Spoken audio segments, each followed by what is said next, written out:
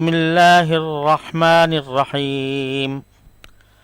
قل يا أهل الكتاب هل تنقمون منا إلا أن آمنا بالله وما أنزل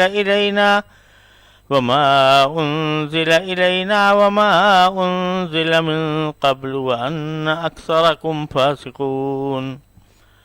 قل هل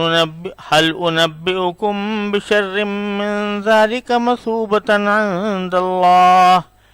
من لعنه الله وغضب عليه وجعل منهم القردة والخنازير وعبد الطاغوت أولئك شر مكانا وأضل عن سواء السبيل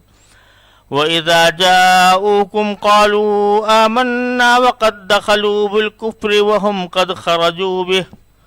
وَاللَّهُ أَعْلَمُ بِمَا كَانُوا يَكْتُمُونَ وَتَرَى كَثِيرًا مِّنْهُمْ يُسَارِعُونَ فِي الْإِثْمِ وَالْعُدْوَانِ وَأَكْلِهِمُ السُّحْتَ لَبِئْسَ مَا كَانُوا يَعْمَلُونَ لولا ينهاهم الربانيون والأحبار عن قولهم الإثم وأكلهم السحت لولا ينهاهم الربانيون والأحبار عن قولهم الإثم وأكلهم السحت لبئس ما كانوا يصنعون. یہ سورہ مائدہ کی آیت نمبر 59 سے آیت نمبر 63 کی تلاوت میں نے آپ کے سامنے کی ہے. ان آیات کریمہ کا ترجمہ یہ ہے کہ تم کہو، یہ نبی کریم صلی اللہ علیہ وسلم سے خطاب ہے کہ آپ اہل کتاب سے کہیں، تم ان سے کہو کہ اے اہل کتاب، تمہیں اس کے سوا ہماری کون سی بات بری لگتی ہے کہ ہم اللہ پر اور جو کلام ہم پر اتارا گیا اس پر اور جو پہلے اتارا گیا تھا اس پر ایمان لے آئے ہیں، جبکہ تم میں سے اکثر لوگ نافرمان ہیں. کہو کہ کیا میں تمہیں بتاؤں کہ جس بات کو تم برا سمجھ رہے ہو اللہ کے نزدیک اس سے زیادہ برے انجام والے کون ہیں؟ یہ وہ لوگ ہیں جن پر اللہ نے پھٹکار ڈالی، جن پر اپنا غضب نازل کیا، جن میں سے لوگوں کو بندر اور سور بنایا اور جنہوں نے شیطان کی پرستش کی. وہ لوگ ہیں جن کا ٹھکانہ بھی بدترین ہے اور وہ سیدھے راستے سے بھی بہت بھٹکے ہوئے ہیں. اور جب یہ تمہارے پاس آتے ہیں تو کہتے ہیں کہ ہم ایمان لے آئے ہیں، حالانکہ یہ کفر لے کر ہی آئے تھے اور اسی کفر کو لے کر باہر نکلے ہیں. اللہ خوب جانتا ہے کہ یہ کیا کچھ چھپاتے رہے ہیں. اور ان میں سے بہت سوں کو تم دیکھو گے کہ گناہ، ظلم اور حرام خوری میں لپک لپک کر آگے بڑھتے ہیں. سچ تو یہ ہے کہ جو حرکتیں یہ کرتے ہیں وہ نہایت بری ہیں. ان کے مشائخ اور علماء ان کو گناہ کی باتیں کہنے اور حرام کھانے سے آخر کیوں منع نہیں کرتے؟ حقیقت یہ ہے کہ ان کا یہ طرز عمل نہایت برا ہے. یہ ان آیات میں اہل کتاب سے یہ خطاب کیا گیا ہے، جن میں یہود بھی داخل ہیں اور نصارہ یعنی عیسائی حضرات بھی داخل ہیں، کہ وہ جو ہر وقت مسلمانوں کے خلاف کچھ نہ کچھ سازشیں کرتے رہتے تھے اور یہ چاہتے تھے کہ مسلمان مغلوب ہوں. نبی کریم سرور دو عالم صلی اللہ علیہ وسلم کا جو غلبہ جزیرہ عرب پر دھیرے دھیرے ہو رہا ہے اس میں رکاوٹ پڑے، تو نبی کریم سرور دو عالم صلی اللہ علیہ وسلم سے ان آیات میں فرمایا گیا کہ ان سے یہ پوچھو کہ بھئی تمہیں ہم سے ایک دشمنی کیا ہے؟ کیا دشمنی اس بات کی ہے کہ ہم اللہ تعالیٰ پر ایمان لاتے ہیں اور جو کلام ہم پر قرآن کریم کے شکل میں اتارا جا رہا ہے اس پر ایمان لاتے ہیں، اور اس سے پہلے جو کلام نازل ہوئے تھے، تورات، زبور، انجیل یا دوسرے صحائف انبیاء کرام علیہم السلام، ان پر بھی ایمان لاتے ہیں۔ ہم نہ تورات کے منکر ہیں، نہ زبور کے، نہ انجیل کے، لیکن تم قرآن کے منکر ہو۔ ہم چاروں پر ایمان لاتے ہیں، تو کیا ہمارا چاروں پر ایمان لانا تمہیں برا لگتا ہے؟ آپ ذرا دیکھو کہ جن چیزوں کو تم برا سمجھ رہے ہو وہ ان میں صرف ایک ہی بات ہے کہ اللہ تبارک و تعالیٰ نے جو کلام رسول کریم صلی اللہ علیہ وسلم پر نازل فرمایا ہے اس پر ہم ایمان لاتے ہیں، تو یہ تمہارے نزدیک قابل تنقید بات ہے یا جس کو تم برا سمجھ رہے ہو۔ حالانکہ اگر دیکھو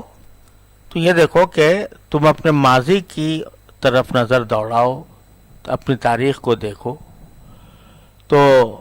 تمہیں خود اپنی تاریخ میں نظر آئے گا کہ بہت سے وہ لوگ جو تورات اور انجیل پر تورات پر ایمان رکھتے تھے، انبیاء کرام کی کتابوں پر ایمان رکھتے تھے، لیکن بدعملی کی وجہ سے اور بدعقیدگی کی وجہ سے ان کو اللہ تعالیٰ نے کبھی سور بنا دیا، ان کو مسخ کر کے، کبھی بندر بنا دیا۔ اصحاب السبت جو تھے، جن کا ذکر اجمالی طور پر سورہ بقرہ میں بھی آیا ہے اور سورہ اعراف میں تفصیل کے ساتھ آئے گا، ان کو بندر بنایا گیا تھا، یعنی وہ انسانوں کو بندر بنا دیا گیا تھا۔ تو یہاں ذکر ہے کہ کچھ کو بندر بنا دیا گیا، کچھ کو خنزیر بنا دیا گیا، سور بنا دیا گیا۔ تو خنزیر بنانے کا بھی کہیں نہ کہیں واقعہ ان کے ساتھ پیش آیا ہوگا، بندر بنانے کا واقعہ اصحاب السبت کے ساتھ پیش آیا تھا۔ بعض لوگ یہ سمجھتے ہیں کہ یہاں پر بندر بنانا یہ کوئی تمثیل ہے اور حقیقت میں بندر نہیں بنایا گیا تھا۔ وہ اس بات کو بہت مستبعد سمجھتے ہیں کہ کوئی انسان بندر میں تبدیل ہو جائے، لیکن جیسا میں نے پہلے بھی عرض کیا کہ عجیب لوگ ہیں جو اگر ڈاروین یہ کہے کہ بندر سے انسان بن گیا تو وہ قابل قبول ہے، لیکن اللہ تعالیٰ یہ کہے کہ انسان سے بندر بن گیا تو اس کے اوپر اعتراض ہے۔ تو حقیقت میں ان کی بدعمالیوں کی وجہ سے اللہ تبارک و تعالیٰ نے ان کو بندر بنایا، ان کو خنزیر بنایا۔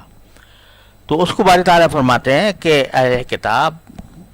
یا اہل الکتاب هل تنقمون منا، یہ کہو کہ اہل کتاب کیا تم ہم سے جو تم برا سمجھتے ہو، تو کیا اس کے سوا کوئی اور بات ہے کہ ہم اللہ پر ایمان لائے نا، آمنا باللہ ما انزل الینا وما انزل من قبل، اور دوسری طرف ان اکثرکم فاسقون، تم میں سے اکثر وہ ہیں جو نافرمان ہیں۔ اکثر اس لیے کہا کہ اہل کتاب میں بہت سے لوگ ایسے بھی تھے کہ جو اللہ تعالیٰ کے فرمانوں پر عمل کرنے والے تھے اور شرک میں مبتلا نہیں تھے، تو اللہ تبارک و تعالیٰ کے رسول صلی اللہ علیہ وسلم پر ایمان بھی لے آئے تھے۔ تو اس لیے اکثر لوگ قل هل انبئکم بشر من ذلک مثوبۃ، آپ یہ کہہ دیجئے کہ کیا میں تمہیں بتاؤں کہ اس سے زیادہ بری سزا والے کون ہیں، زیادہ برے انجام والے کون ہیں؟ وہ کون ہیں؟ من لعنہ اللہ، جن پر اللہ نے اپنی پھٹکار ڈالی، وغضب علیہ، ان پر غضب نازل فرمایا، وجعل منہم القردۃ والخنازیر، اور ان میں سے لوگوں کو کچھ کو بندر بنا دیا، کچھ کو سور بنا دیا، وعبد الطاغوت، اور اس شخص سے زیادہ برا کون ہوگا انجام کے اعتبار سے جس نے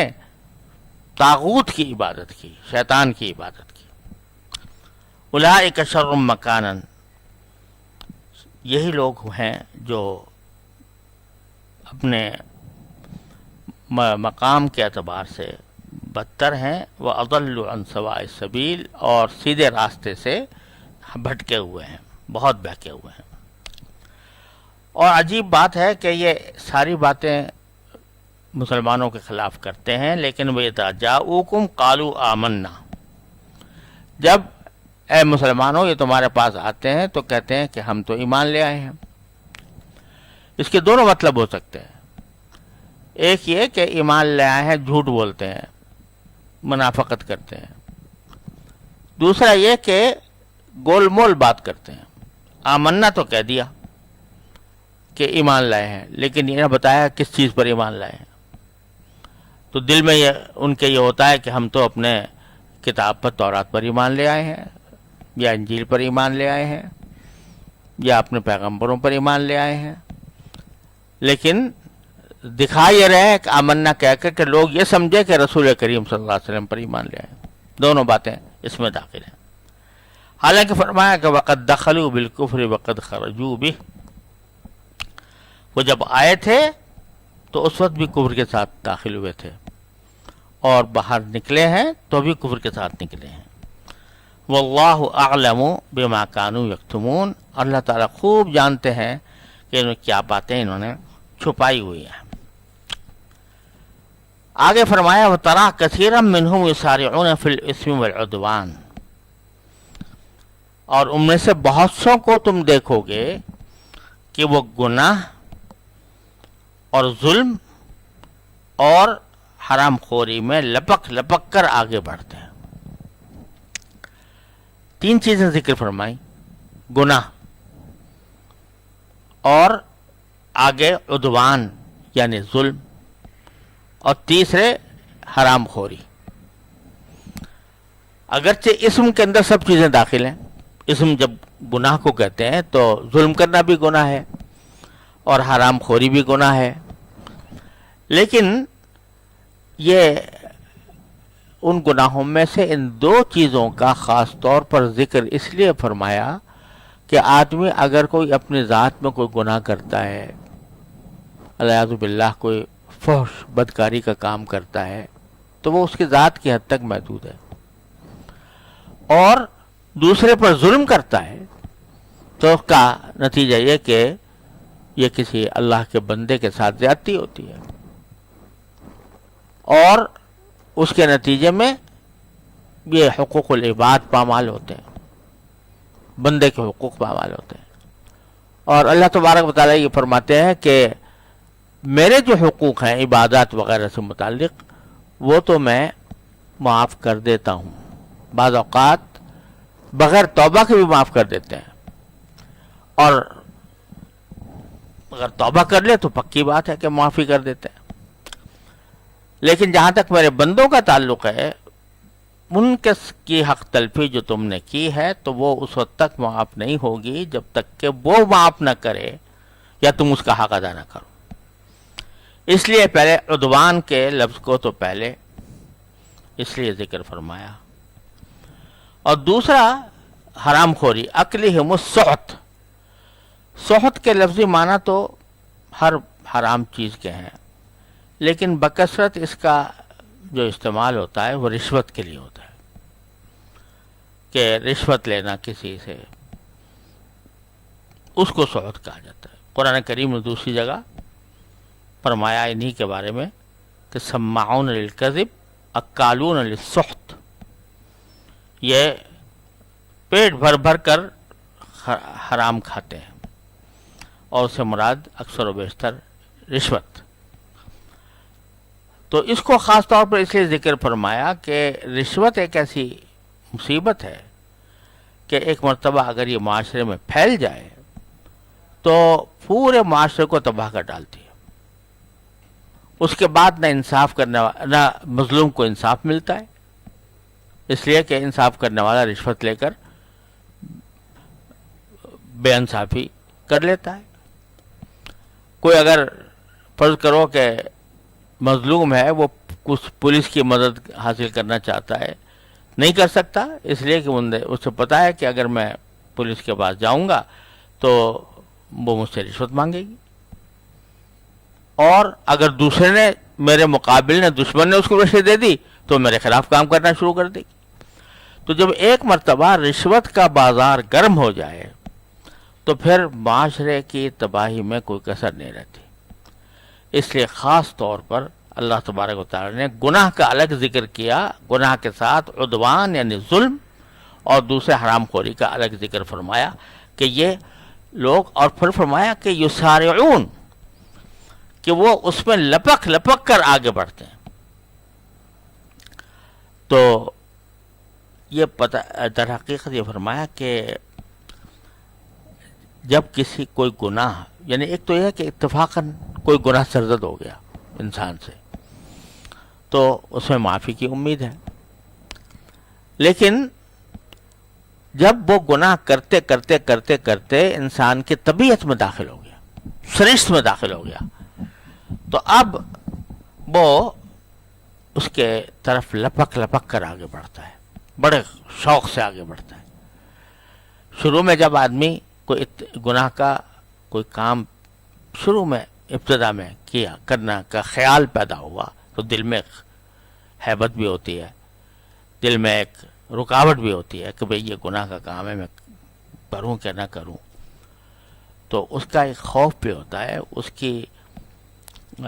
لیے طبیعت میں ایک استنکاف بھی پیدا ہوتا ہے کہ بھئی یہ کرنے جا رہا ہوں، پتہ نہیں اس کا انجام کیا ہوگا، رکاوٹ ہوتی ہے. لیکن جب ایک مرتبہ کر لیا، گناہ کا ارتکاب کر لیا، تو اب وہ جو ایک بند بنا ہوا تھا، وہ جو ایک خوف تھا، تو وہ خوف نکل گیا ایک مرتبہ. تو اب کہتا ہے بھئی یہ تو ہو گیا، لہذا اب اگر دوسری بار بھی کر لوں تو کیا ہے، وہ پھر دوسری بار بھی کر لیتا. شروع میں کچھ ندامت ہوتی رہتی ہے کہ بھئی کر تو لیا میں نے لیکن برا کیا، لیکن جب یہ کرتا ہی رہتا ہے تو پھر وہ ندامت بھی ختم ہو جاتی ہے، الیاذ باللہ. وہ ندامت ختم ہو جاتی ہے، وہ رکاوٹ دور ہو جاتی ہے، تو پھر آگے لپک لپک کر اس کام کو کرتا ہے، شوق سے کرتا ہے، کسی رکاوٹ کے بغیر کرتا ہے. تو جو چیز طبیعت میں داخل ہو کر ایسی بن جائے کہ اس کی برائی ہی مٹ جائے تو اللہ بچائے وہ انتہا کا مرحلہ ہوتا ہے گناہ کا عادی بن جانے کا. تو وہی مراد ہے یسارعون فی الاسم. دوسری طرف اللہ تبارک و تعالیٰ نے نیک بندوں کے لیے فرمایا یسارعون فی الخیرات، وہ خیرات کی طرف لبک لبک کر آگے بڑھتے ہیں. یعنی اب نیکی ان کے دل میں ایسی طرح سرایت کر گئی ہے، طبیعت میں داخل ہو گئی ہے، رگ و پے میں سما گئی ہے کہ اب اگر کوئی نیکی کا موقع آتا ہے تو اس چاہے کتنی ہی اس میں مشقت نظر آ رہی ہو، لیکن وہ آگے بڑھ کر لپک کر اس نیکی کی طرف جاتے ہیں. تو اس سے یہ پتہ چل رہا ہے کہ ہر چاہے وہ گناہ ہو یا ثواب کا کام ہو، دونوں میں یہ خاصیت ہے کہ جب آدمی کرتا رہے تو گناہ کے گناہ ہونے کی الیاذ باللہ برائی دل سے نکل جاتی ہے، اور اس کی وجہ سے آدمی گناہ کا عادی بن جاتا ہے اور اس کے نتیجے میں گناہ اور کرتا ہے. اور نیکی کے اندر اگر شروع میں کوئی مشقت ہو رہی تھی اور نفس اس کے خلاف رکاوٹ ڈال رہا تھا تو رفتہ رفتہ اس کام کو بار بار کرنے سے وہ رکاوٹ دور ہو جاتی ہے. اور اب ایسی بات آ جاتی ہے کہ جس چیز سے خواہشات نفس انسان کو روک رہی تھی،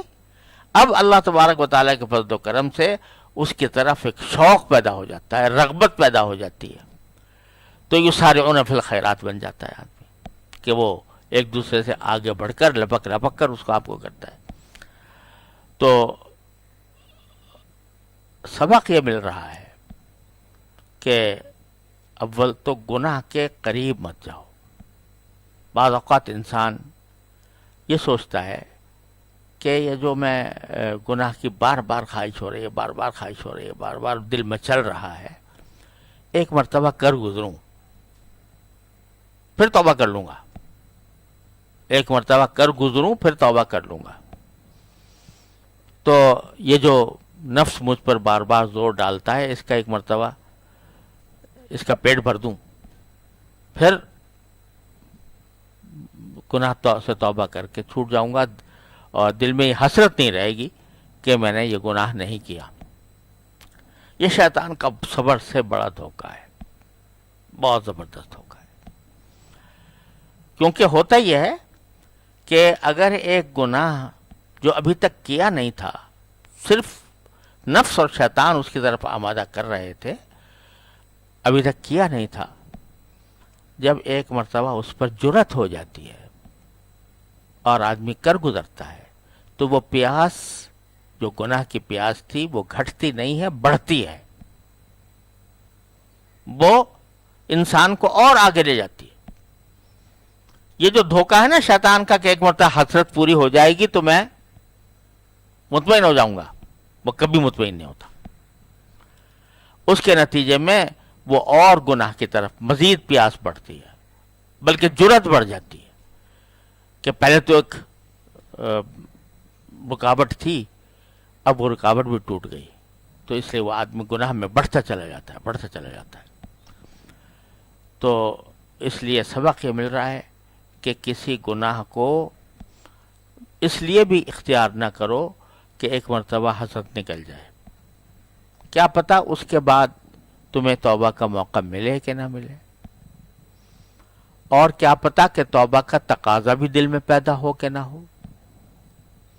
برائی کا احساس بھی دل میں پیدا ہو کہ نہ ہو. الیاذ باللہ، اسی پر موت آ جائے. اور پھر یہ تو ہے ہی دھوکہ کہ ایک مرتبہ گناہ کر کے آدمی مطمئن ہو جائے. ایسا نہیں ہوتا،